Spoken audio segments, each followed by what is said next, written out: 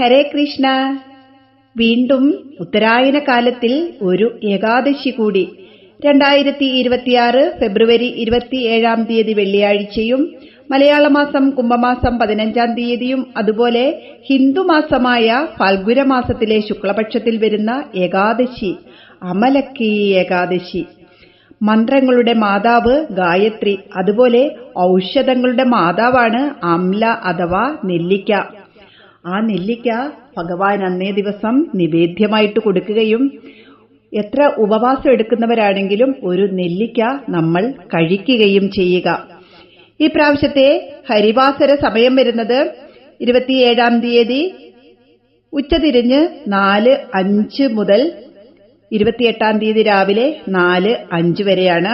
അതുപോലെ പാരണ സമയം 28 6:53 മുതൽ 9:11 വരെയാണ്.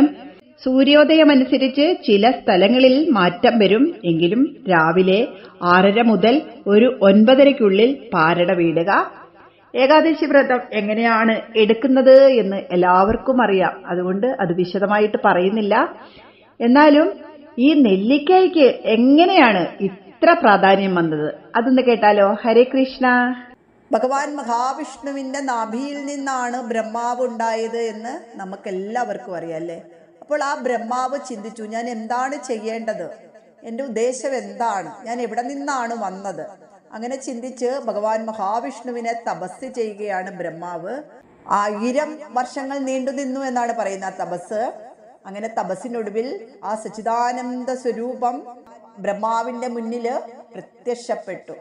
അപ്പോൾ ആ ബ്രഹ്മാവിന്റെ കണ്ണിൽ നിന്ന് വന്ന കണ്ണുനീർ ഭഗവാന്റെ പാദത്തിൽ പതിക്കുകയും അതൊരു നെല്ലിക്ക മരമായി തീരുകയും ചെയ്തു. അങ്ങനെ ഭഗവാൻ മഹാവിഷ്ണു അന്നേരം അരുൾ ചെയ്തു, ആരാണോ ഈ നെല്ലിമരത്തെ പൂജിക്കുകയും സംരക്ഷിക്കുകയും ചെയ്യുന്നത് അവൻ എൻ്റെ ലോകത്തിൽ വരും, അല്ലെങ്കിൽ വൈകുണ്ഠം കിട്ടും, മോക്ഷം കിട്ടും എന്ന് പറയുകയും അത് ഒരു തത്വമാണ്. നമുക്ക് നെല്ലിക്ക കഴിക്കുന്ന ആൾക്ക് ഒരിക്കലും അസുഖം ഉണ്ടാകില്ലെന്നാണ് പറയുന്നത്. പ്രത്യേകിച്ച് നാടൻ നെല്ലിക്ക നമ്മൾ ദിവസവും ഭക്ഷണത്തിൽ ഉൾപ്പെടുത്തുക. ഹരേ കൃഷ്ണ. അത്രയ്ക്കും പ്രാധാന്യമുള്ള ഈ അമലക്കി ഏകാദശി ദിവസം എല്ലാവരും എങ്ങനെയാണോ കൃഷ്ണന് തുളസി, അതുപോലെ തന്നെ അല്ലെങ്കിൽ മഹാവിഷ്ണുവിന് തുളസി എന്ന പോലെ ആ നെല്ലിമരത്തെ പൂജിക്കുകയും നെല്ലിമരം ഉള്ളവര് അതിന് വെള്ളമൊഴിച്ചു കൊടുത്തിട്ട് ഒരു മൺചെരാതിൽ നെയ്വിളക്ക് തെളിച്ച് വെക്കുകയും ചെയ്യുക, അതിന് പ്രദക്ഷിണം ചെയ്യുകയും ചെയ്യുക. അതുപോലെ അന്നത്തെ ദിവസം പൂർണ്ണ ഉപവാസം എടുക്കാതെ ഒരു നെല്ലിക്കയെങ്കിലും